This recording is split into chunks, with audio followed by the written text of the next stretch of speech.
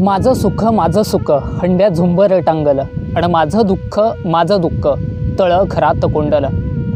18 विश्व दारिद्र्य घेऊन जगणारी माणसं, पाणी नसताना सुद्धा, दुष्काळ असताना सुद्धा काळ्या मातीला आई करणारी, माय म्हणून जगणारी ती माणसं वाचली होती मी व्यंकटेश माडगुळकरांच्या मानदेशी माणसं नावाच्या पुस्तकात. ज्या क्षणी ती माणसं वाचली ना, त्या क्षणी ती मनाला भावली, काळजाला भिडली आणि आपसूक डोळ्यातून पाणी आलं. काही दिवसानंतर ती माणसं मला प्रत्यक्षात अनुभवायला भेटली आणि त्याच मान खटाव पट्ट्यातलं घरणिकी नावाचं गाव. हातात पुडा आणि मुलूक थोडा या उक्तीप्रमाणे दररोज भटकंती करणारी, रोज एक नवं गाव, रोज नवी माणसं, नवे अनुभव, ह्या सगळ्या गोष्टीतून संघर्ष करणारा धनगर समाज बांधव.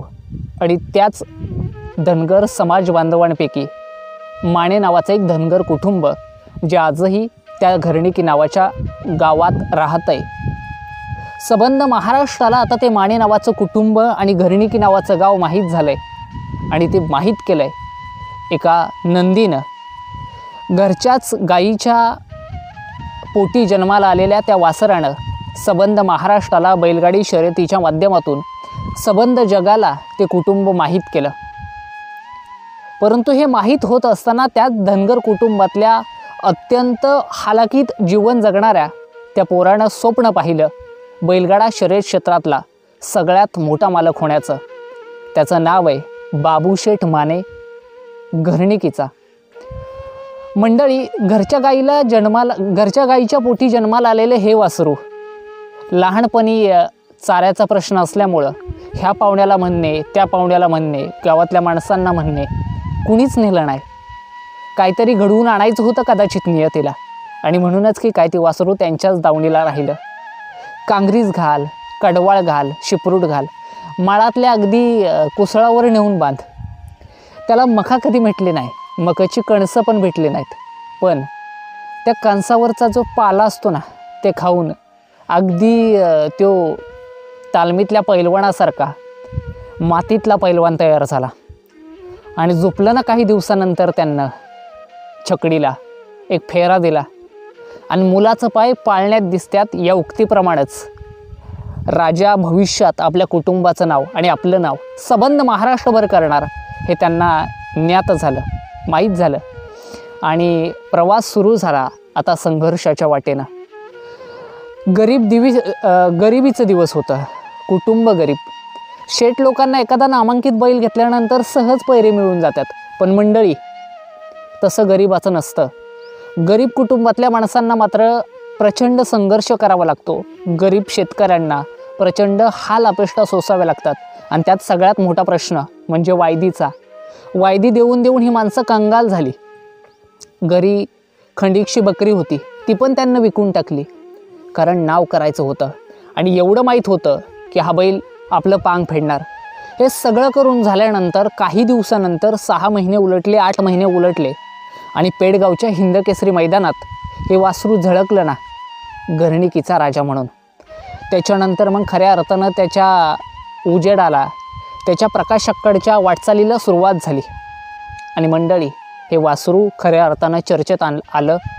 हा चर्चेत आणण्यामागं सगळ्यात मोठी भूमिका बजावली नाद आमचा साद महाराष्ट्राची या चॅनलवरच्या धनाजी पिसाळ या माझ्या मित्रानं.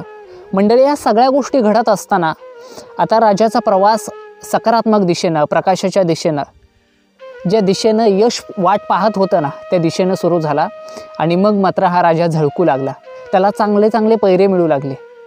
महान भारत केसरीच्या मैदानात मथुर आणि राजानं तृतीय क्रमांक मिळवला. त्याच्यानंतर मायनीचं मैदान झालं. मायनीच्या मैदानात त्याचा पैरा झाला द्वारलीकरांचा हरण्या या बैलाबरोबर. तिथं त्यानं प्रथम क्रमांक मिळवला. आणि या सगळ्या गोष्टी घडत असताना 8 जानेवारी 2024 नवं साल होतं.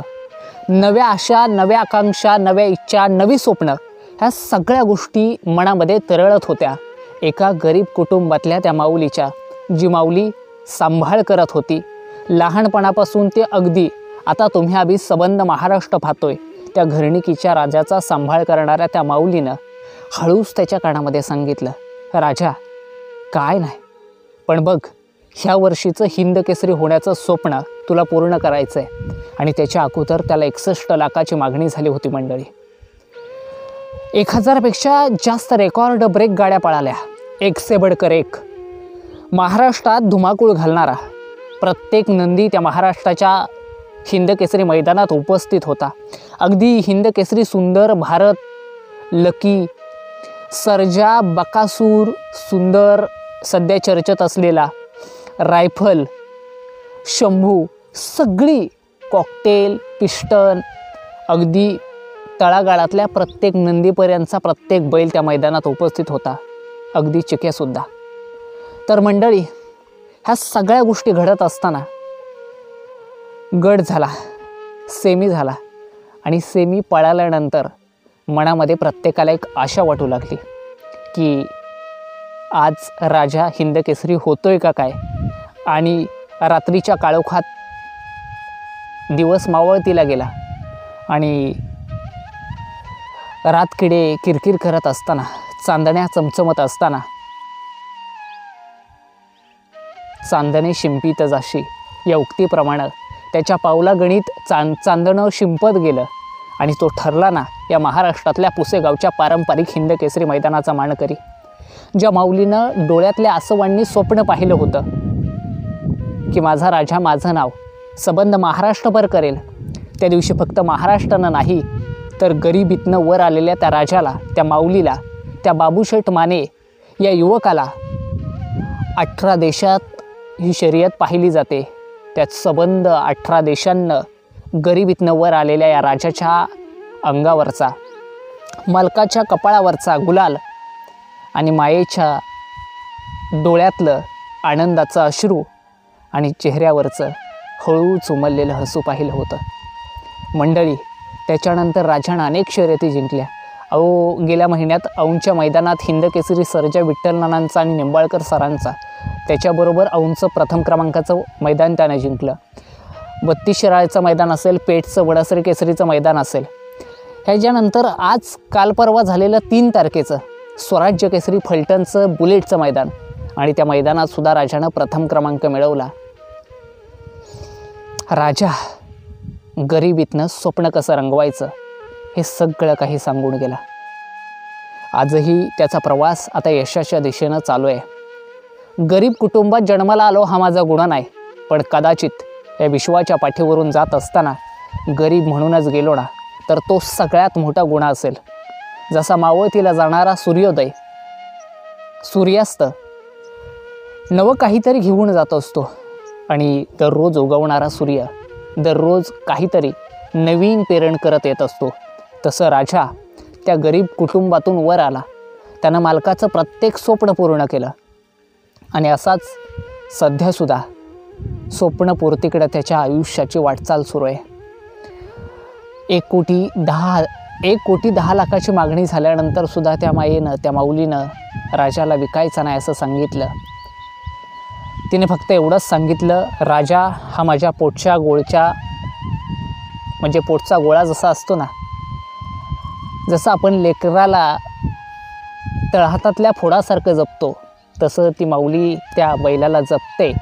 आणि म्हणूनच सबंध महाराष्ट्र घरणिकीचा राजा, घरणिकीचा राजा करून त्याच्याकडून अनेक अपेक्षा घेऊन बसतोय.